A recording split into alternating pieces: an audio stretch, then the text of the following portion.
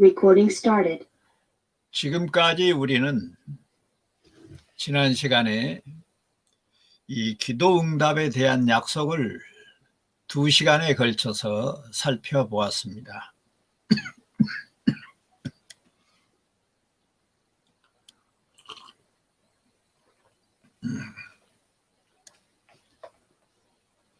오늘은 기도의 응답의 시기와 유형에 대해서 살펴보겠는데, 기도를 우리가 우리 안에 계신 성령을 따라 드릴 때에 즉각적으로 응답이 되는 경우가 있고, 조금 지연되는 응답이 있습니다. 그런가 하면은 거절되는 응답이 있고, 그 다음에는 구하는 것 이상으로 주시는 응답을 받을 때가 있습니다. 그래서 오늘은 이 4가지를 중심으로 해서 말씀을 살펴보도록 하겠습니다. 첫 번째로 이 즉각적인 응답을 한번 살펴보면 출애굽기 9장 33절에 이런 말씀이 소개되어 있습니다. 모세가 바로를 떠나 성에서 나가 여호와를 향하여 손을 펴매 우레소리와 우박이 그치고 비가 땅에 내리지 아니하니라, 이런 말씀이 있는데, 본문은 하나님께서 이스라엘 백성들을 애굽에서 구출하기 위해 모세를 들어서 바로왕 앞에 재앙을 내리는 그런 과정에서 8번째 재앙을 내릴 때 일어난 일입니다. 모세는 하나님께서 시킨 대로 하고 있을 뿐이지요. 여기서도 우리는 기도란 하나님께서 하게 하심으로 응답해 주신다는 사실을 다시 한번 확인하게 되는 것입니다. 특히 이 부분처럼 하나님께서 직접 사용하는 그런 기도는 즉각적인 응답이 일어나고 있다고 하는 사실을 우리는 잘 알게 되는 것입니다. 또 열왕기하 13장 4절에 보면 이런 말씀이 있습니다. 아람 왕 이스라엘을 학대함으로, 아람 왕이 이스라엘을 학대함으로 여호아스가 여호와께 간구하매 여호와께서 들으셨으니 이는 그들이 학대받음을 보셨음이라. 이 열왕기하서 13장 1절부터 9절까지는 여호아하스의 통치 시대와 그 제2 17년 동안 이스라엘 상황에 대해서 전반적인 기록이 있는 내용입니다. 이스라엘은 살아계시고 참된, 그리고 유일한 하나님께 경배를 드림으로써 명예를 얻었고 복을 누리며 살았습니다. 그것은 하나님이 영원한 영이시기 때문입니다. 이스라엘은 또한 그들이 하나님께서 지시한 규례대로 하나님께 예배를 드림으로써 명예와 영광을 얻었습니다. 그러나 그들은 썩어지지 아니하는 하나님의 영광을 금수 형상의 우상으로 바꾸고 하나님의 진리를 거짓된 것으로 바꾸어서 이 명예와 영광을 분실했습니다.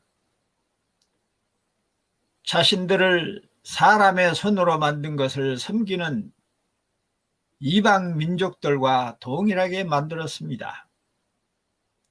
우리는 여기서 왕이 여로보암의 죄를 따라 지었고 백성들도 그 죄를 떠나지 아니하고 그 안에서 행악한 사실을 발견하게 됩니다.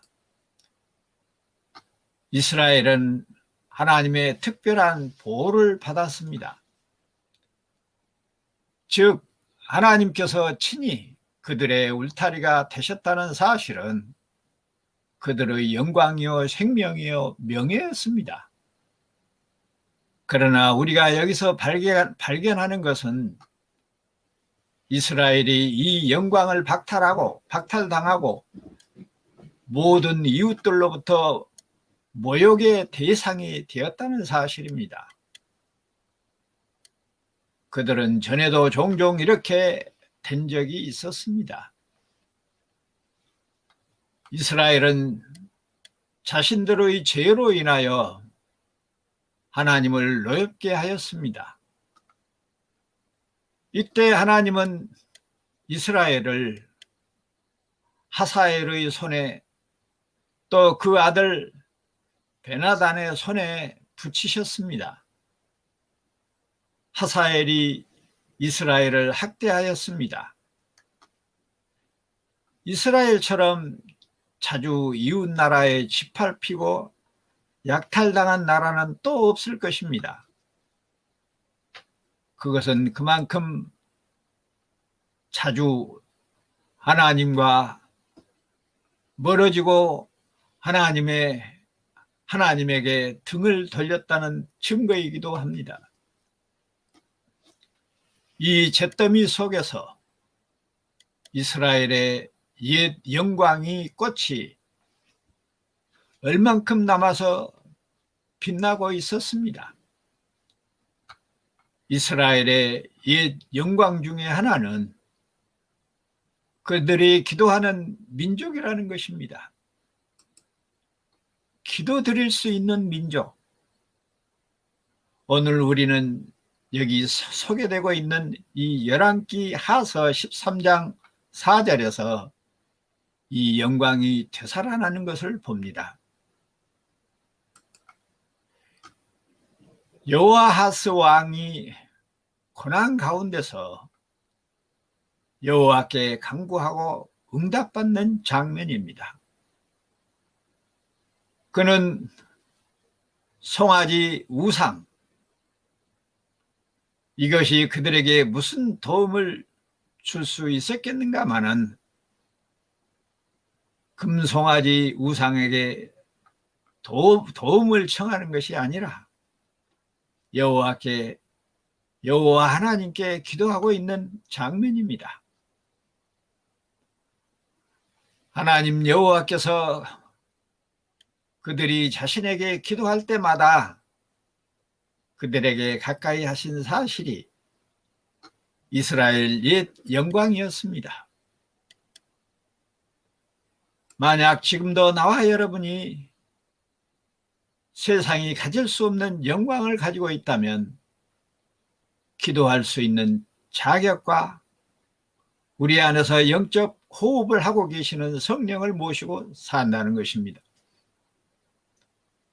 하나님께서 그들의 죄악을 생각하면서 이 기도를 가증한 것으로 여기고 물리치심이 마땅하지만은 왕 자신과 백성을 위한 기도를 여호와께서 들으시고 구원자를 이스라엘에게 주셨습니다. 이처럼 하나님은 한번 자기 백성으로 삼으시면 버리지를 아니하시고 위급한 상황에서는 원수들의 밥이 되지 않도록 즉각적으로 회개를 유도하고 회개의 기도를 하게 해서 응답하시는 하나님이라고 하는 사실을 우리는 여기 열왕기 하서 13장 4절에서 볼 수가 있는 것입니다. 두 번째로 즉각적으로 응답되는 기도가 아니고 지연되는 응답이 있다는 것입니다. 시편 22편 1절로 2절에 보면 이런 말씀이 있습니다. 인도자를 따라 아엘렛 샤하르에 맞춘 노래라고 했는데, 내 하나님이여, 내 하나님이여, 어찌 나를 버리셨나이까.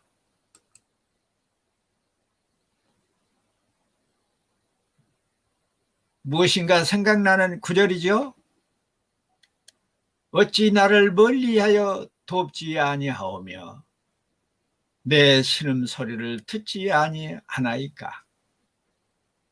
내 하나님이여, 내가 낮에도 부르짖고 밤에도 잠잠하지 아니하오나 응답하지 아니하시나이다.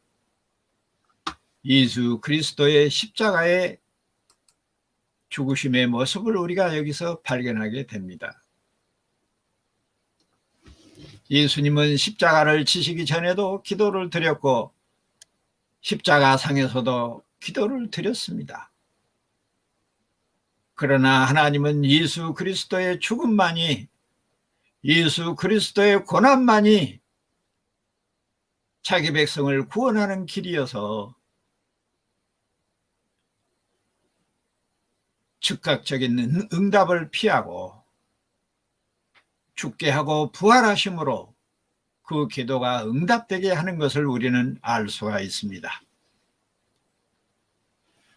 이 기도문은 예수 그리스도의 모형인 다윗이 개인의 고통의 체험을 바탕으로 택한 백성들의 대속을 위하여 십자가형을 당하신 예수 그리스도의 순환을 담고 있는 대표적인 기도인 것입니다. 다윗의 개인적이고 실제적인 삶에서 예수 그리스도의 구속의 사역이 예시되고 있는데, 이 예언은 약 1000년 후에 그대로 성취되고 있었음을 우리가 알게 됩니다.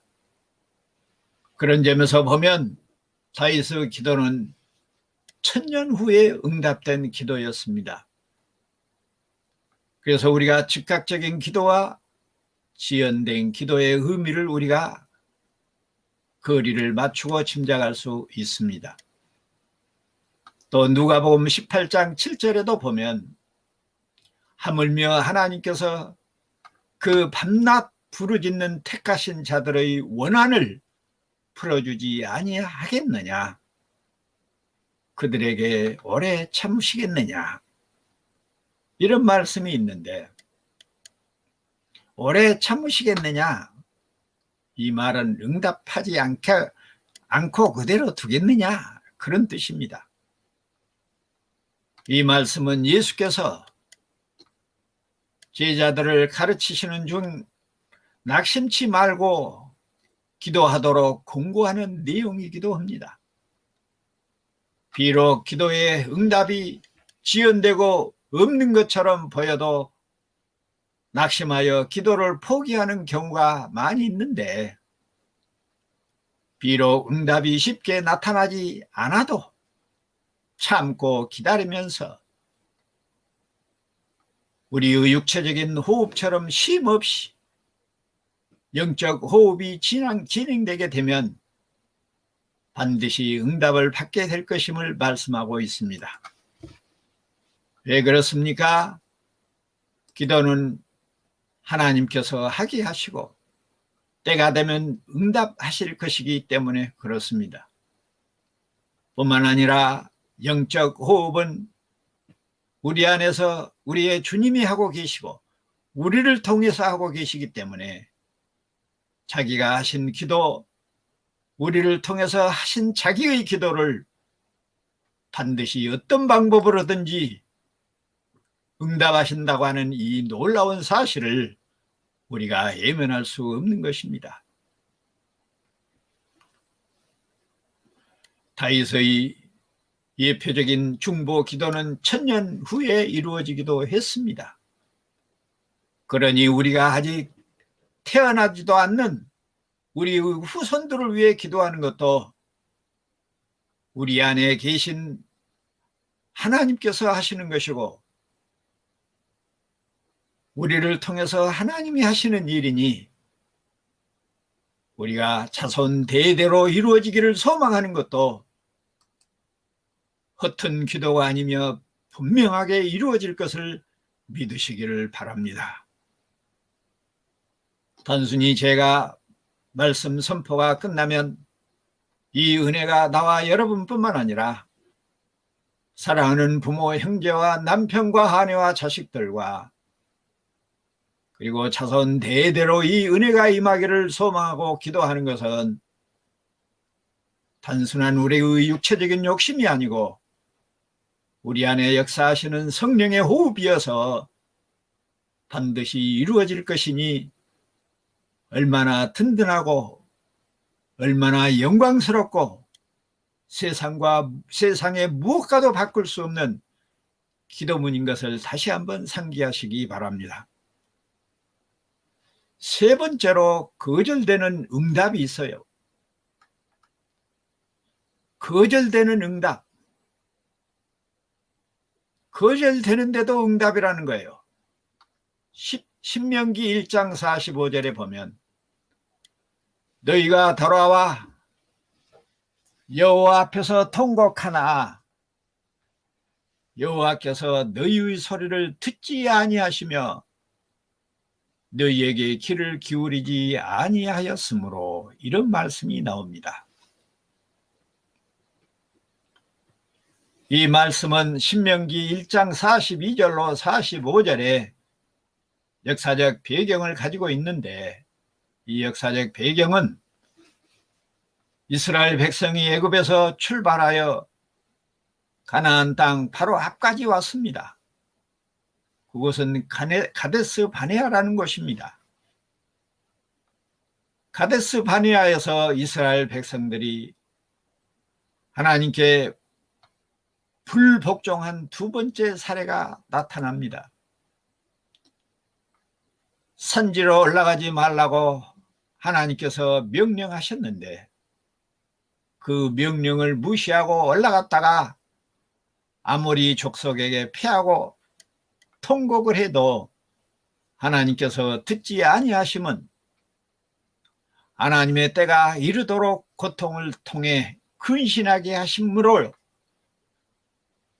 자기 백성들을 연단시키기 위함이었던 것입니다. 우리도 우리의 죄로 인하여 하나님께 징계를 하실 때 순순히 자신을 낮추고 받아들이고 하나님의 때를 기다리는 것이 정당한 내용인 것입니다. 내가 회개했는데도 왜 이 아픔과 고통이 사라지지 않는고 원망할 것이 아니라 더 많은 고통과 더 많은 질책을 통해서 연단을 받음으로 우리의 영이 더욱 성장하고 튼튼하고 강해지며 그리스도를 닮아갈 수 있기 때문이라는 것입니다.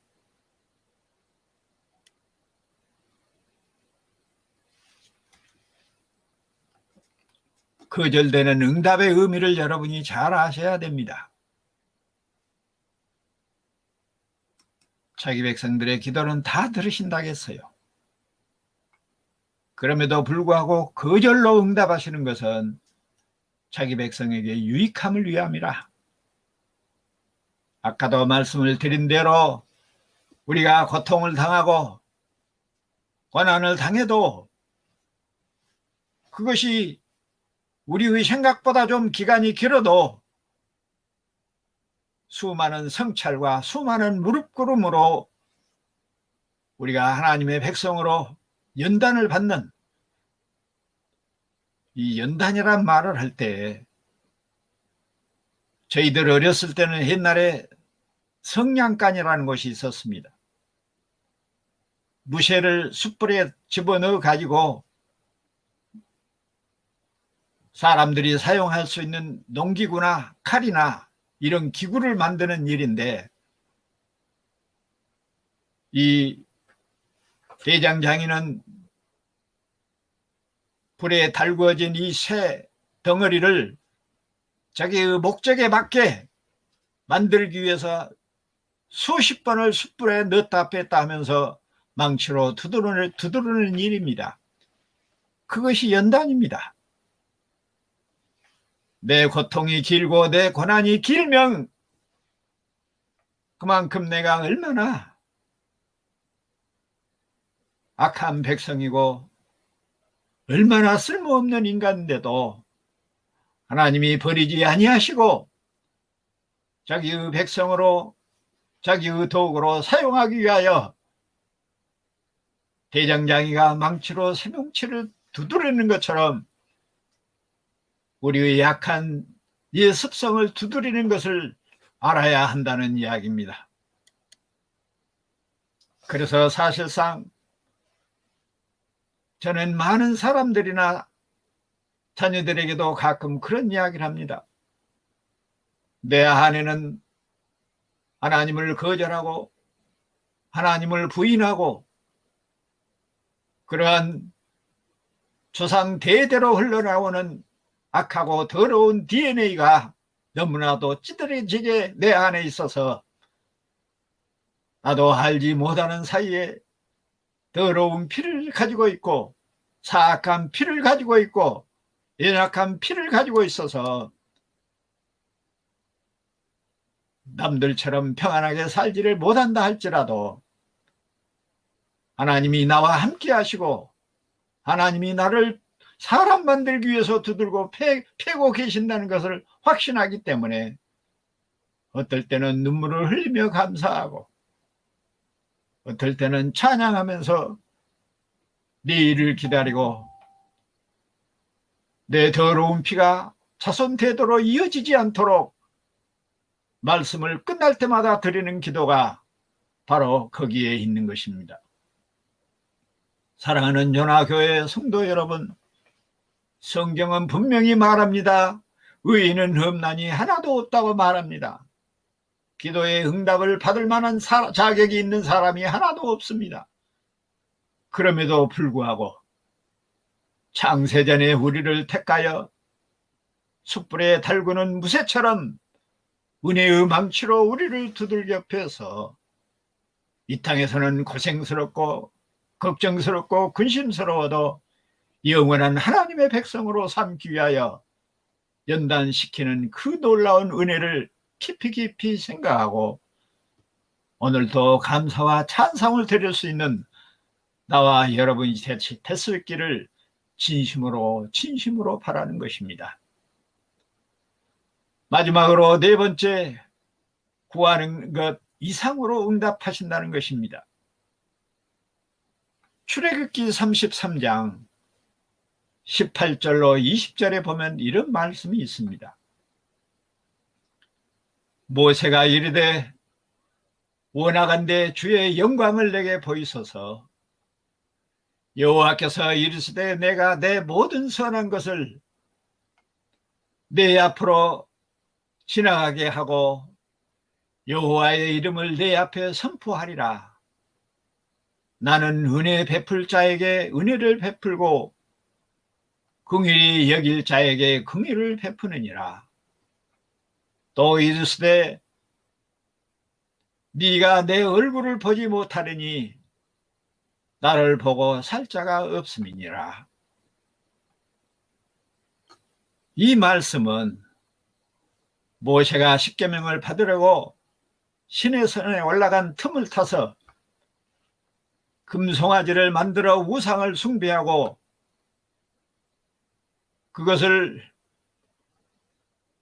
그 모습을 본 그런 우상을 숭배한 백성들의 모습을 본 모세는 십계명의 두 돌판을 깨뜨렸습니다. 하나님은 이스라엘 백성들을 징계하신 후에 모세가 진박 해막에서 하나님과 인격적인 관계를 맺고 있는 장면입니다. 모세가 하나님의 영광을 보기를 원했습니다. 그러나 하나님의 모든 선한 형상을 지니게 하고 하나님의 이름을 반포하시며 은혜 줄 자에게 은혜를 주고 긍휼히 여길 자에게 긍휼을 베푸신다고 하면서 하나님의 얼굴을 보고 살아남을 자가 없음을 말씀하시므로 모세가 생각할 수 없는 것 이상으로 은혜를 베풀어 주셨습니다. 우리도 하나님과 인격적인 관계를 맺을 때, 영적인 호흡을 할 때, 기도를 할 때 하나님은 각자의 이름을 기억할 것이며 우리가 생각할 수 없는 것까지 그 이상의 은혜로 응답해 주신다는 사실입니다. 열왕기상 3장 7절로 14절에 보면, 제가 좀 깁니다마는 쭉 읽겠습니다. 나의 하나님 여호와여, 주께서 종으로 종의 아버지 다윗을 대신하여 왕이 되게 하셨사오니 종은 작은 아이라 출입할 줄 알지 못하여 주께서 택하신 백성 가운데 있나이다. 그들은 큰 백성이라 수요가 많아서 셀 수도 없고 기록할 수도 없사오니 누가 주의 이 많은 백성을 재판할 수 있사오리까? 듣는 마음을 종에게 주사 주의 백성을 재판하여 선악을 분별하게 하옵소서. 솔로몬이 이것을 구하매 그 말씀이 주의 마음에 든지라. 이에 하나님이 그에게 이르시되 내가 이것을 구하도다. 자기를 위하여 장수를 구하지 아니하며 부도 구하지 아니하며 자기 원수의 생명을 멸하기도 구하지 아니하고 오직 성사를 듣고 분별하는 지혜를 구하였으니 내가 네 말대로 하여 네게 지혜롭고 총명한 마음을 주노니 네 앞에도 너와 같지 않는 자가 없거니와 네 뒤에도 너와 같은 자가 일어남이 없으리라. 내가 또 네가 구하지 아니한 부귀와 영광도 네게 주리니 네 평생에 왕들 중에 너와 같을 자가 없을 것이라. 네가 만일 네 아버지 다윗의 행함같이 내 길로 행하며 내 법도와 명령을 지키면 내가 또 네 날을 길게 하리라. 이런 말씀이 있습니다. 이 기도는 너무나도 유명하고 중요한 다윗의 기도문과 하나님의 넘치는 응답을 받는 솔로몬의 기도입니다. 솔로몬이 왕으로 취임하여 은혜를 받고 자기 백성을 공평하게 재판할 수 있는 지혜를 달라고 구했습니다. 구하지 아니한 부귀와 영광을 평생 누리도록 넘치는 응답을 하셨습니다. 진실한 위정자는 자기의 유익을 굳이 아니하고 자기의 유익이나 자기의 이익보다는 자기 백성들의 공익의 이익을 위하여 강구하는 사람인 것을 보여주고 있습니다. 기도는 하나님께 대하여 자기의 요구를 열망적으로 구하는 것이 아니라 먼저 하나님의 뜻인 하나님의 나라와 그리스도의 영, 그의 의,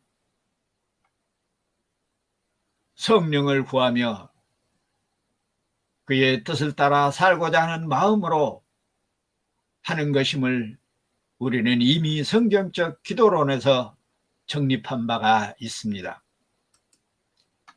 여기서 그 나라와 그 의라고 할 때 의가 하나님께 받아들여지는, 하나님께서 받아들여지는 그러한 정당한 조건이라고 말씀을 드린 바가 있습니다. 한 가지 더 덧붙이면 한문으로 오를 의라고 그렇게 번역이 되어 있는데, 오를 의자를 보면은요, 우개가 양자가 있습니다. 양양. 양고기가 맛있지 않아요? 그 양자 밑에가 나아자가 있습니다. 나는 그리스도십니다. 그리스도가 무엇이 됐어요? 양이 되셨어요. 그래서 한문과 히브리어는 상형문자라고 그랬어요. 그래서 그 글자를 분석하면 그 의미가 나와요. 언어가 다르고 이국적인 문화가 다른데도 상형문자라고 하는 그런 의미 때문에 저 아시아권에 있는 중국어와 저 유럽에 가까운 히브리어, 이스라엘의 그 언어와 문화가 이렇게 상통하고 있는 것을 보면 저는 참 희한하게 느끼고 있습니다. 기도할 때는 중언부언하지 말아야 하며 남에게 보이려고 과장해서도 안 됩니다. 독일어 번역 성경을 보면 솔로몬이 구한 것이 하나님의 뜻에 순종하는 마음이라고 되어 있습니다.